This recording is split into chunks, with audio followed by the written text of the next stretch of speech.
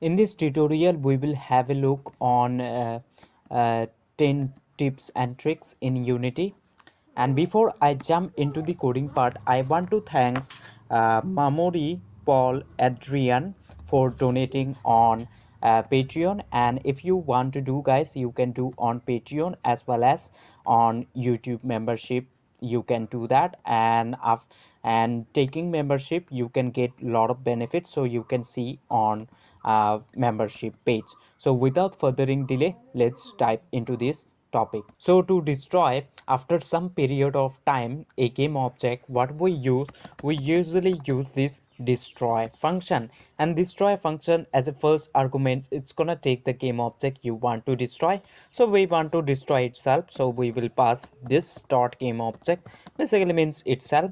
And second argument comma, you can pass specify the time, or you can leave it like this. It's basically means it's gonna destroy right away, but if you want to destroy after some amount of time, then you can put a second parameter comma, you can put the time. So let's suppose I want to destroy after 5 seconds, so that's why I'm gonna put 5f. And we're doing inside start function get called when the game start. So control S to save your code. And once we are in Unity, so after 5 seconds, if the game start after 5 seconds, you will able to see this enemy game object. And basically this square just gonna destroy right away after 5 seconds. So as you can see now, if I just click on this play button in the top, and you will see that after 5 seconds this square game object just gonna destroy after 5 seconds. So we have our game running, and we should able to see after 5 seconds. As you can see, indeed after 5 seconds that game object get destroyed from the game shoot point, and it says none, basically empty. So what we have to do, we need to drag the shoot point right over here. But as soon as we select the shoot point, as you can see the inspector gone, the player script we not able to access. So in order to get that, what you can do, you can just select the script, in which script you need to drag the reference. So just select that, right click on it, and in the bottom you can see properties, so just click there and you will get a another inspector for that, basically tab for that.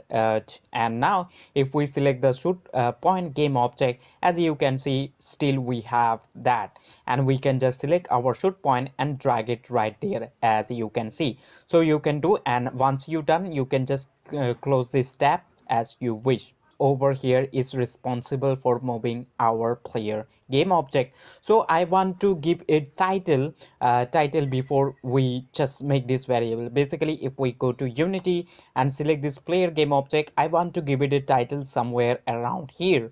And in order to give a title, what you have to do, you need to make these square brackets before you make the variable, and then you have to type header and then make this first bracket, and in first bracket in quotation you can give it a title what you want to give.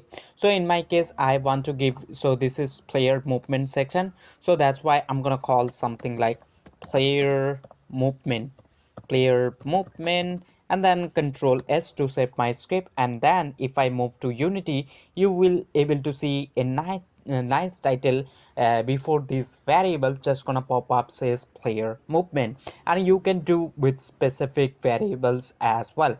So if we give, as you can see, player movement title just gets pop up as soon as we have done that thing.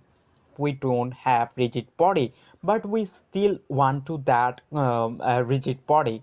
And if you want to get that, you can, what you can do, you can just click on add component, and then you can find by type rigid body 2D. Let's suppose you just forgot to do that, so what you can do, you can go to script and then top of your class. Over here you need to make these square brackets if you still want to add that up rigid body. So what you can do, you can type in this square brackets top of your class require component, require component, and you need to make this first brackets, and then you have to type this type of and make one more first brackets, and you have to pass the component you looking for. In our case we want the rigid body 2D, so that's why in type of rigid body 2D we're gonna pass in this type of brackets. And after doing that, if we save our script and then move to Unity, you will able to see when the game start, a rigid body component automatically gonna attach to our player game object. So that is the thing, you can do any component you like. So as you can see, basically rigid body gets added up. As you can see, as soon as the script just gets compiled, we can see a rigid body to the component just attached.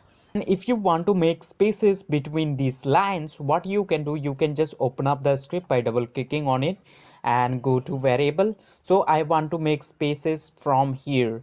So this is serialized field, so I want to make somewhere I want some 3 line of space or 5 line of space. So what we can do, we can go to script and we can use this space parameter. So firstly you have to make these square brackets and then space, and in first bracket you need to put how many lines of space you want. So I want something like 10, so I'm gonna put 10, and then if I save my script by hitting Control S and then move over to script, sorry, Unity, you will able to see underneath our this player script just gonna be a little more organized.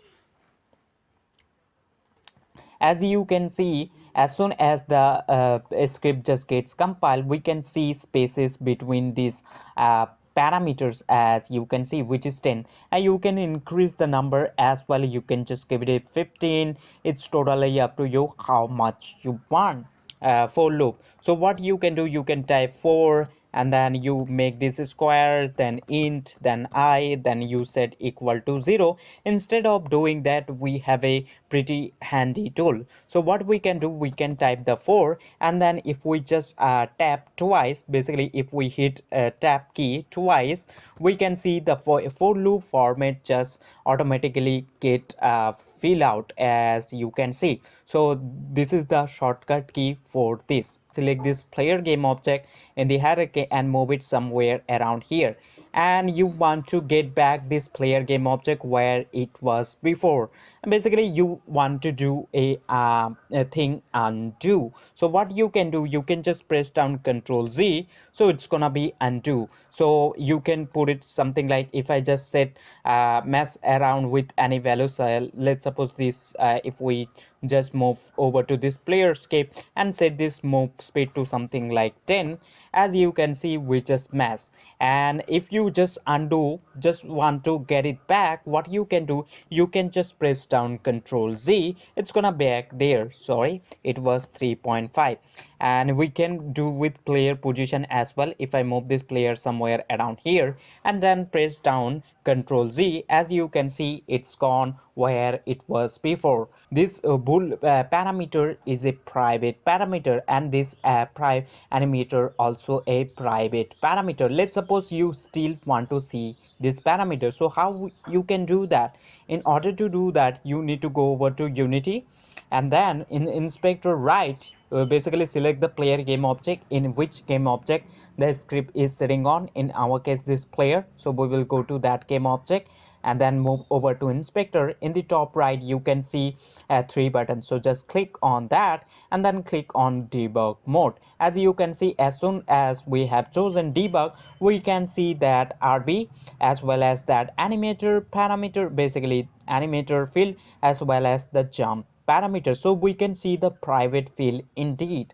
Even those field set to private, we still able to see. And if you want to get go back to normal mode, so what you have to do, so we can see in inspector it says debug. So in the right you can just click on that 3 dots and then click on this normal, so you will get back to normal mode. As you can see, we are indeed in normal mode right now. So I hope you get the idea of all of the tricks that you need, and it's gonna be if you use those tricks, it will make your work easy. And lastly, thanks for watching this tutorial.